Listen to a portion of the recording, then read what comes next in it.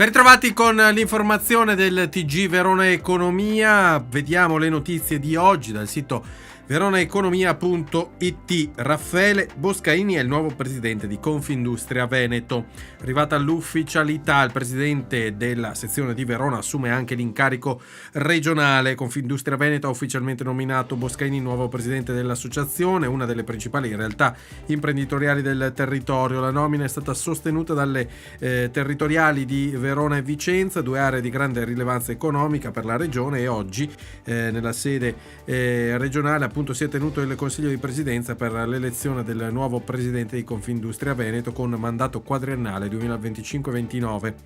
I componenti del Consiglio di Presidenza si sono pronunciati e hanno eletto all'unanimità Boscaini al posto del presidente uscente Enrico Carraro.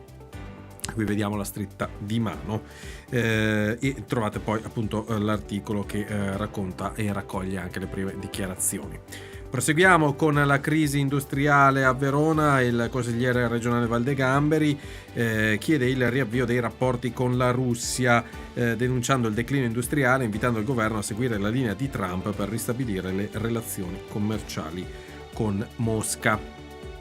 Parità di genere a Verona, nuovo patto per un futuro più inclusivo. L'evento Pari Patto del prossimo 26 febbraio, mercoledì, conclude il percorso di 4 progetti innovativi e lancia un protocollo di rete per promuovere l'equità di genere. Sarà dalle 17, mercoledì 26 febbraio, alla Camera di Commercio di Verona questo incontro. Tassa di soggiorno, una risorsa da ottimizzare. Questo è il tema di un altro incontro che si svolge a Verona sempre mercoledì, sempre alle 17. Sarà nella sala convegni dell'Hotel Firenze di Verona, una tavola rotonda appunto sul tema tassa di soggiorno, come usarla bene. Esperti del settore turistico, amministratori locali e associazioni si confrontano appunto su questo tema. Ci sarà anche appunto assessori, Edoardo Nestori dell'associazione Locatura, Sergio Cuccini, già presidente del consorzio di promozione turistica Verona Tutt'Intorno, Paolo Caldana di Federalberghi, Alessandro Formenti, promoter culturale, Luca Caputo di Destination Verona Garda Foundation, Alberto Battaglia, consigliere comunale.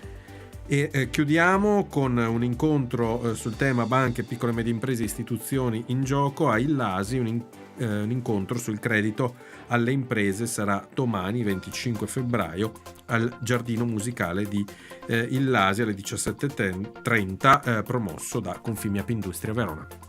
Con questo si chiude l'appuntamento di oggi con il TG Verona Economia e con il TG Daily. Grazie per averci seguito, buon proseguimento con Radio Adige TV e tutti i canali Verona Network.